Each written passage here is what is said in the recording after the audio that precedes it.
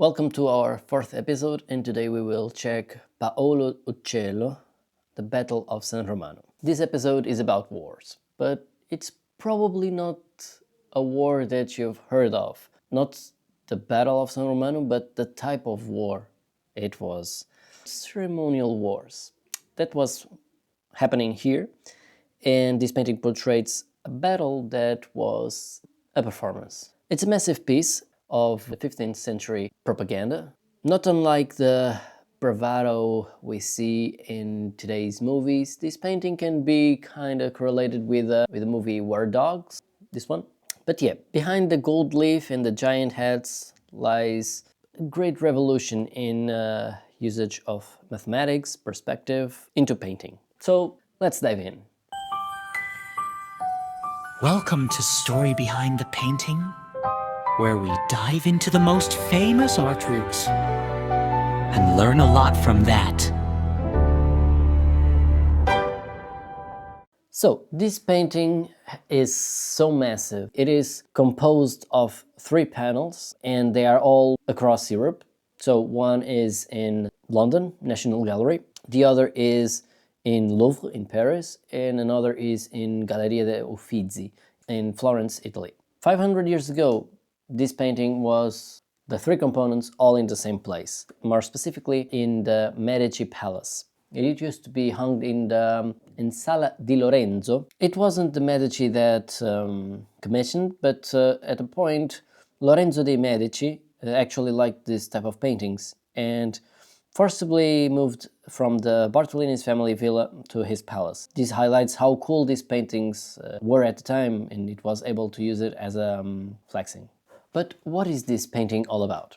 The Battle of San Romano really happened. It took place in the 1st of June of 1432 in a small area between the rival cities of Florence and Pisa. It wasn't a world-changing conflict, it was a very small battle, but without these paintings, we would probably never heard of it. The London panel that we are looking today has its own place in National Gallery. This painting shows the story of how 15th century Italian turned war into a staged military ceremony, and how painter, still in his early ages of his career, used a radical new approach to display depth in war-like, battle-like scenarios. The London panel we are looking at today was purchased by the first director of the National Gallery, Charles Eastlake, and it was purchased at 1857 by 2 dealers, art dealers that had it, called Lombardi and Baldi. Before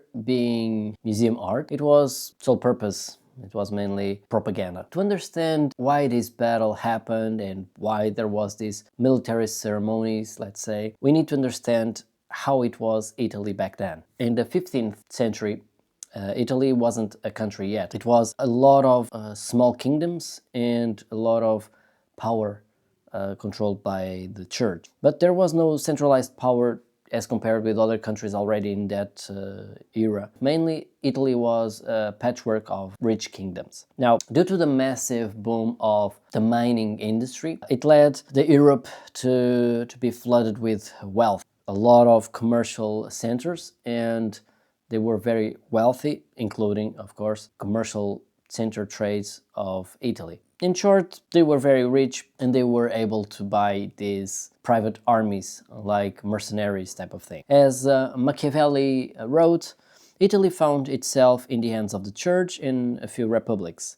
But since neither priests nor civilians were accustomed to arms, they began to hire armies. There is where the name condottieri, these professional mercenaries, appear. And they had to sign a contract would make them like war CEOs, and they would manage the war and conquer lands for those kings. The thing is, they only worked for the highest bidder, so it was very common to see them fighting for a kingdom and some years after fighting for the enemy kingdom. For this strange and cynical business, there was a collateral to make sure a mercenary didn't switch sides mid-battle. It was used the wife and the children as a collateral. They were kept in the hiring city as a safe deposit. The career path, if they were good, they could become royalty, like Francesco Sforza, who fought his way to becoming the Duke of Milan. The risk, if you were too good, the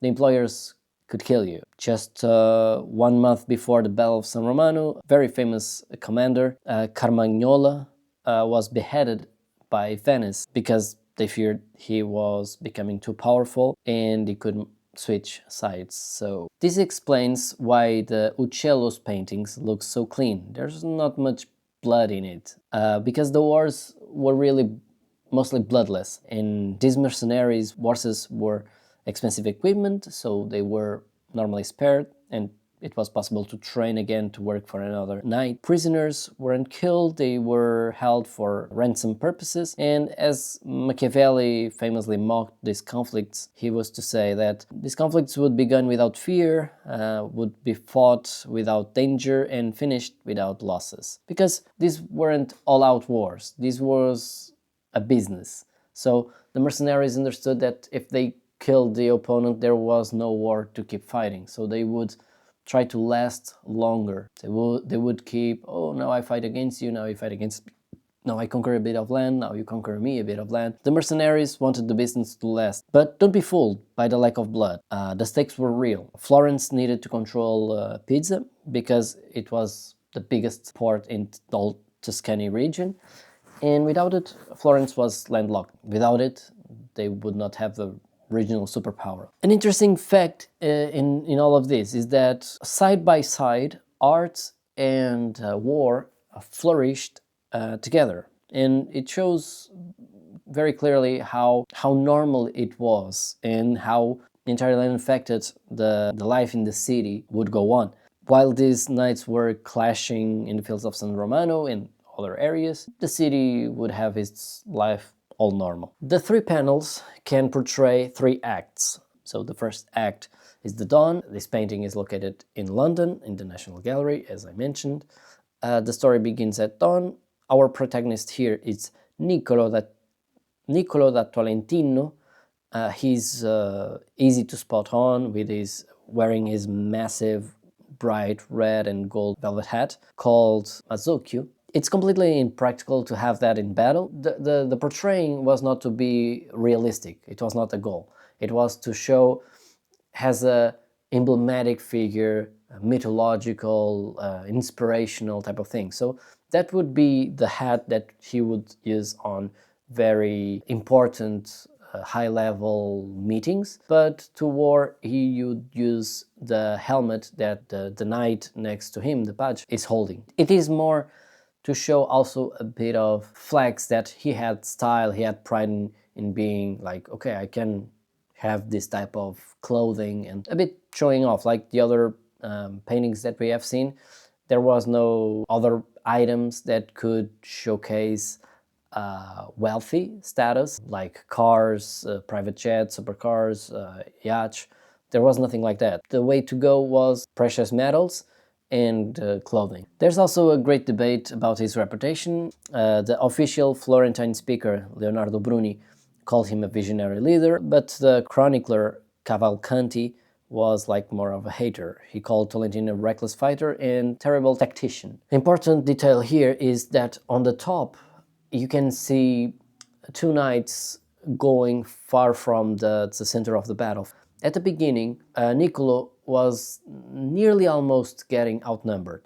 And in this type of battles, in this type of wars, ceremonial wars, it was about how many people were still able to fight.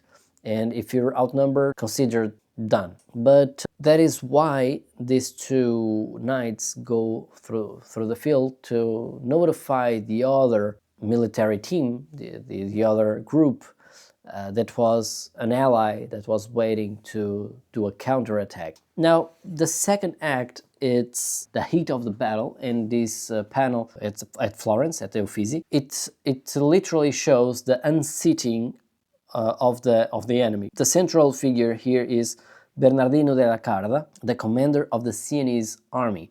And he is going to be overthrown. He's unseating because he gets a lance that hits him. Even though Bernardino, he's the loser here, He was quite a legend, close ally to a powerful Montefeltro family. In this panel, Uccello starts to stack the scene.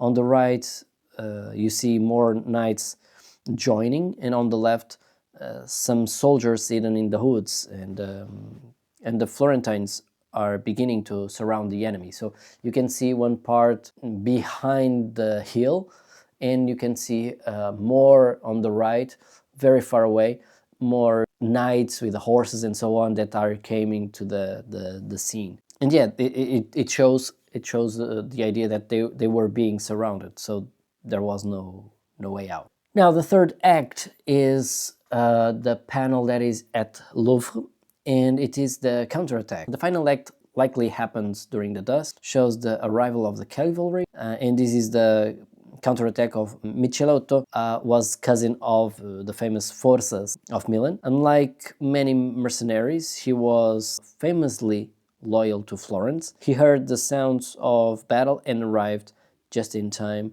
to hit the Sienese. He got the notification of those two knights that were arriving, saying that they were getting outnumbered, and so he joined in perfect timing to help and hit the Sienese flank. So here we can clearly see that the strategy was not to kill, was not to be a bloody war. It was more to ensure that they were outnumbered. The enemy was outnumbered. So once Michelotto arrived, the math totally changed, and the Sienese saw that they were surrounded, so they accepted the defeat, and that's it. If the battle was about the propaganda, the execution of the painting was about usage of perspective in the battlefield. So Paolo Uccello was famous for his love of geometry.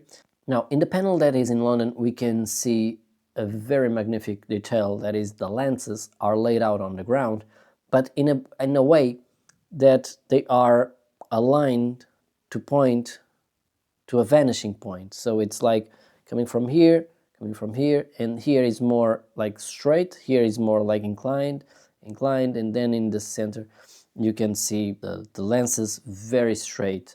This gives a depth to the viewer that, okay, how people would lay on the ground of the battlefield, how would the horses be positioned. That is a very interesting and radical new technique for the time to put in such paintings, because it provided a three-dimensional perspective of what used to be just literally two-dimensional. Also, it's very interesting the colors and the hard hedges, light white and light gray, that we can see on the horses. For example, on the face of the horse, some parts were more light than others. And this is what it enables us to think that it was happening during the dawn. Also, we can notice from the other paintings that overall the painting starts to get more darker and darker, which can resemble as the night, going more into the night as the battle unfolds. Knights in the foreground. We can see that there's fallen soldiers on the bottom left, and even his body is positioned perfectly to follow the lines of perspective. Uccello was one of the first artists to use foreshortening on such grand scale. Foreshortening is painting an object or a person at an angle to show the depth. To Uccello, the battle was a mess, but geometry was order. By applying these strict perspectives, let's say, he took the chaotic skirmish to a level of making it more eternal and more aesthetically pleasing to watch. The initial painting had this curved center, so it was curved and then rectangular more. But when it was moved to the Medici palace, in order to fit the walls, they cut at that top and added the edges on the sides, on the top sides. The Medici decided to add oranges because it was their symbol, their family symbol. Having oranges, fresh oranges at the time, it was like now having supercars. So this is the painting of Paolo Uccello. this military ceremony that is portrayed, new techniques of perspective that were being more and more developed at the time. Yeah, next time you go to the National Gallery, to Uffizi or to Louvre, take your time to look more carefully about it and check how the characters in that painting are playing out, and notice the archers more on the back in the fields, that they were also making part of the battle and attacking. This work shows us realities that centers of power normally build these wars as a economical machine. So next time you see this painting, remember the weight of influence, the weight of propaganda, and another type of wars that can happen. Hope you enjoyed. If you like this type of videos where we analyze paintings, the top most famous paintings throughout the art history, make sure to like, subscribe, share with your friends and family. See you on the next one, and take care.